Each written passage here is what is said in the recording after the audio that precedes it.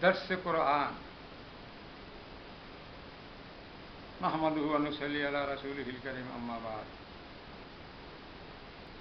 अऊज़ु बिल्लाहि मिनश शैतानिर रजीम बिस्मिल्लाहिर रहमानिर रहीम वमा खलक़तुल जिन्ना वल इंसा इल्ला लियअबुदून मा उरीदु मिनहुम मिन रिज़्क़िन व मा उरीदु अन युतइमून इन्नाल्लाहा हुवर रज़्ज़ाक़ु ज़ुल कुव्वतिल मतीन। সম্মানিত উপস্থিতি, প্যারা হাজিরিন, আসসালামু আলাইকুম। আমি এইমাত্র সূরা জারিয়াতের 56 থেকে 58 নম্বর আয়াত, 56, 57, 58 তিনটা আয়াত আমি তেলাওয়াত করলাম। ইরশাদ হচ্ছে, ওমা খালাকতুল জিন্না ওয়াল ইনসা ইল্লা লিয়াবুদুন, আমি আমার দাসত্বের জন্য মানুষ এবং জিনকে সৃষ্টি করেছি। মা উরিদু মিনহুম মির রিজক ওয়া মা উরিদু আন ইউতইমুন, আমি ওদের নিকট হতে জীবিকা চাই না এবং এও চাই না যে ওরা আমার আহার্য যোগাবে। ইন্নাল্লাহা ইন্নাল্লাহা ইন্নাল্লাহা হুয়ার রাজ্জাকু যুল কুওয়াতিল মাতিন, প্রকৃতপক্ষে আল্লাহ একমাত্র রিজিক দাতা, তিনি প্রবল পরাক্রান্ত প্রজ্ঞাময়।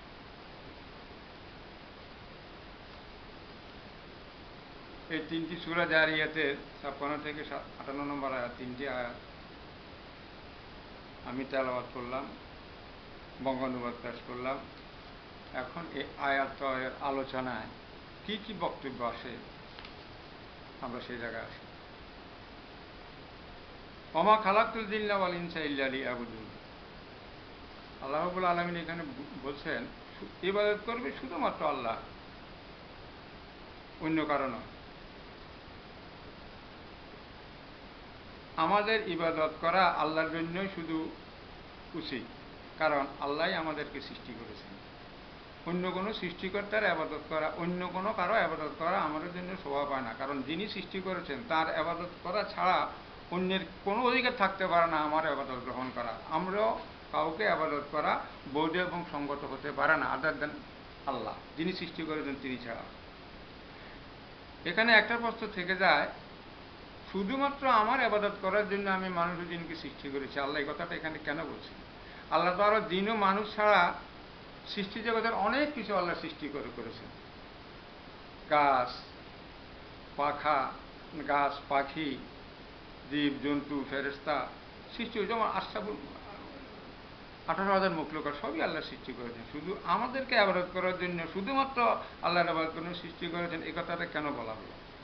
এটার একটি মাত্র উত্তর, আল্লাহ জিন ও মানুষ ছাড়া আর কাউকে এই স্বাধীনতা দেন নাই।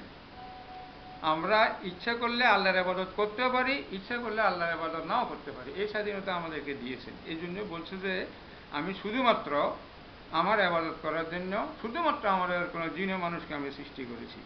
অন্য সৃষ্টি যেগুলো আছে, যেমন চন্দ্র, সূর্য, গ্রহ, নক্ষত্র, ফেরেশতা, জিন, ফেরেশতা, পশু পাখি, গরু ছাগল ইত্যাদি, প্রত্যেকেই যার যার কাজ, প্রত্যেকের কাজ নির্ধারিত করা আছে আল্লাহ কর্তৃক, এবং ওই কাজগুলো করার জন্য তাকে কোনো স্বাধীনতা দেওয়া হয়নি, ওগুলো কাজ করতে তার বাধ্য। কিন্তু মানুষকে শুধু স্বাধীনতা দেওয়া হয়েছে, ইচ্ছা করলে সে আল্লাহর ইবাদত করতেও পারি, নাও করতে পারি। এই জন্য বলছে যে শুধুমাত্র আমার ইবাদত করার জন্য আমি মানুষ ও জিনকে সৃষ্টি করেছি। এখানে একটি কথা প্রয়োজনযোগ্য, জিন ও মানুষকে সৃষ্টি করার সময় আবার স্বাধীনভাবে ওদেরকে কাজ করারও আল্লাহ রাব্বুল আলামিন ক্ষমতা দিয়েছে। স্বাধীনভাবে কাজ করার, অন্য কোনো জীবকে স্বাধীনভাবে কাজ করার ক্ষমতা আল্লাহ রাব্বুল আলামিন দেন নাই। এখানে একটা কথা প্রয়োজনযোগ্য, না বললেই নয়। আমাদের অনেকের মনে ধারণা, অনেক ইমানদারদের মনে ধারণা, মুসলমানদের মনে ধারণা, বিশেষ করে আধুনিক শিক্ষিত লোকেরা প্রায় প্রশ্ন করে থাকে, এই যে অথচ ইমানদার, যে সব কিছু যখন আল্লাহর সৃষ্টি, আল্লাহর ইচ্ছে হচ্ছে, তখন আমাদেরকে আল্লাহর ইবাদতের জন্য জবাবদিহি করতে হবে কেন? আল্লাহ যেভাবে, আল্লাহর ইচ্ছে না তো কিছুই হচ্ছে না, আল্লাহ যেভাবে ইচ্ছে করছে সেভাবে আমরা করতেছি। এটার একটি মাত্র উত্তর, এটা মানে কোরআনের জ্ঞান না থাকার কারণে আমরা এই ধরনের উদ্ভ্রান্তি মূলক বিভ্রান্তিমূলক কথাবার্তা বলি। কীরকম বিভ্রান্তিমূলক? পৃথিবীর সব কিছু আল্লাহর ইচ্ছে সংগঠিত হচ্ছে, এই কথাটা ঠিক, কিন্তু মানুষকে আল্লাহ তাআলা বিবেক বুদ্ধি চেতনা এগুলো দিয়েছেন। এই বিবেক বুদ্ধি খাটিয়ে মানুষ ইচ্ছে করলে মন্দ কাজও করতে পারে, ইচ্ছা করলে ভালো কাজও করতে পারে। আল্লাহর কথা মতো তার আদেশ উপদেশ পালন করতে পারে, আবার নাও করতে পারে। মানুষ যখন কোনো ভালো কাজ করার ইচ্ছা রাখে তখন আল্লাহ সেই ইচ্ছার প্রতি সায় দেন। মানুষ যখন কোনো খারাপ কাজ করার ইচ্ছা পোষণ করে তখন আল্লাহ তার ইচ্ছার প্রতি সায় দেন, আল্লাহ সেটা ইচ্ছা করেন। যদি আল্লাহ ইচ্ছা না করতেন তাহলে একজন মানুষ যদি মনে করে যে আমি চুরি করব, আমি ডাকাতি করব, আমি লোকটাকে খুন করব, আল্লাহ যদি ইচ্ছা না করতেন সে এক পাও এগোতে পারত না। এটার অর্থ এই না যে আল্লাহর ইচ্ছা সব কিছু হচ্ছে। মানুষ যদি মন্দ কাজ করার ইচ্ছা থাকে, কারণ তাকে ফ্রিডম দেওয়া হয়েছে, আল্লাহ তাতে ইচ্ছা করেন। এই জন্য বলা হয় যে আল্লাহর ইচ্ছা সব কিছু হয়, কিন্তু তার অর্থ এই না যে আল্লাহর ইচ্ছাটাই এখানে প্রতিফলিত হচ্ছে কর্মের মাধ্যমে। কর্মের মাধ্যমে কার ইচ্ছাটা পরিবর্তিত হচ্ছে? বান্দার ইচ্ছাটাই মানুষের ইচ্ছাটাই প্রতিফলিত হচ্ছে। কারণ মানুষ যা ইচ্ছা করছে আল্লাহ সেই ইচ্ছার উপরে সাড়া দিচ্ছেন, দায় দিচ্ছেন।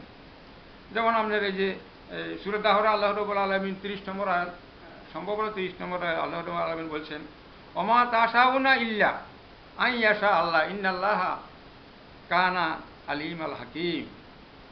ওমা তাশাউনা ইল্লা আন ইয়াশা আল্লাহ, আল্লাহর ইচ্ছা ব্যতি রেখে তোমাদের কোনো ইচ্ছাই কার্যকর হবে না। ইন্নাল্লাহা কানা আলিমাল হাকিম, নিশ্চয়ই আল্লাহ সর্বজ্ঞ প্রজ্ঞাময়। কাজে আমরা এটা বুঝতে পারলাম যে আমাদের ইচ্ছা মানে আমাদের ইচ্ছা, এটা আল্লাহ শুধু আমাদের ইচ্ছাতে সায় দেন, কারণ আমাদেরকে স্বাধীনতা দেওয়া হয়েছে। আল্লাহ যদি ইচ্ছা না করতেন তাহলে আমাদের ইচ্ছা এখানে প্রতিফলিত হতো না। এখন আমরা আসি এর পরের আয়াতে, আমার কাছে কোরআন শরীফ এখনো আছে, পরের আয়াতে আল্লাহ বলছেন মা উরিদু মিনহুম মিন রিজকিন ওয়া মা উরিদু আন ইউতইমুন ইন্নাল্লাহা হুয়ার রাজ্জাকু যুল কুওয়াতিল মাতিন। আমি প্রথম আয়াতে বলতেছেন যে আমি শুধু আমার ইবাদত করার জন্য, শুধুমাত্র আমার দাসত্বের জন্য আমি মানুষ এবং জিনকে সৃষ্টি করেছি। পরের আয়াতে বলতেছেন যে আমি ওদের নিকট হইতে কোনো জীবিকা চাই না, এবং এও চাই না যে ওরা আমার আহার্য যোগাবে, কারণ প্রকৃতপক্ষে একমাত্র আল্লাহই প্রকৃত রিজিকদাতা, উনি প্রবল প্রজ্ঞাময়, সব কিছু উনি দেখেন শুনেন। এখন আমরা দেখি এই আল্লাহর ইবাদতের সাথে রিজিকের সম্পর্কটা কি, আল্লাহ এখানে কি বোঝাতে চাচ্ছেন, আল্লাহর ইবাদতের সাথে রিজিকের সম্পর্কটা কি। সূরা জারিয়াতে 57 নম্বর আয়াতে আল্লাহ রাব্বুল আলামিন বলছেন মা উরিদু মিনহুম মির রিজকিন ওয়া মা উরিদু আন ইউতইমুন, আমি ওদের নিকট হতে জীবিকা চাই না। কাদের নিকট থেকে? মানুষের নিকট থেকে, মানুষ এবং দিনের নিকট থেকে, এবং এও চাই না যে ওরা আমাকে খাওয়াবে। এখানে এটার ব্যাখ্যা করতে গিয়ে একটা কথা না বললেই না, মানুষের সাধারণ অভ্যাস অনুযায়ী এই কথাগুলো বলা হয়েছে আসলে।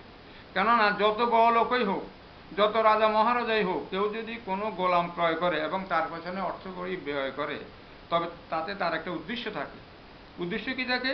গোলাম তার কাজকর্মের প্রয়োজন মিটাবে, মুনিবে, এবং রুজি রোজগার করে মালিকের হাতে তুলে দেবে। আল্লাহ তাআলা এসব থেকে পবিত্র এবং আল্লাহ তাআলা এসবের ঊর্ধ্বে, অর্থাৎ আল্লাহ রাব্বুল আলামিন বলতে চাচ্ছেন যে জিন ও মানুষের নিকট আমার কোনো কাজ, কোনো স্বার্থ বাধা পড়ে নাই। তারা যদি আমার ইবাদত না করে তাহলে আমার কর্তৃত্ব চলবে। আমার বন্দেগী হতে যদি তারা বিমুখ হয়ে যায়, জিন এবং মানুষ, আমি আল্লাহ থাকবো। ব্যাপার আমি আল্লাহ থাকবো না, আর ব্যাপারটা কিন্তু এমন নয়। কিন্তু দুনিয়াতে গোলাম যদি তার কাজ না করে সে কিন্তু আর মুনিব থাকে না, তার মূলত তার রিজিক কিন্তু গোলামেই সংগ্রহ করে। এখানে আল্লাহ তাআলাটা ভিন্ন, আল্লাহ তাআলার রিজিক কিন্তু গোলামের কাছ থেকে চায় না, উনি রিজিক দাতা।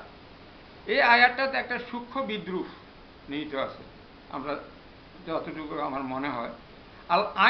আল্লাহ অমান্যকারী লোকেরা দুনিয়াতে যাদের বন্দেগী করছে, আল্লাহ অমান্যকারী লোকেরা দুনিয়াতে যাদের ইবাদত করছে, দুনিয়াতে যাদের বন্দেগী করছে, তারা মূলত এইসব বান্দাদের মুখাপেক্ষী, এদের উপরে নির্ভরশীল। এদের উপর মাতব্বরি, সর্দারি এবং প্রশাসন না চালালে ওদের একদিনও চলে না।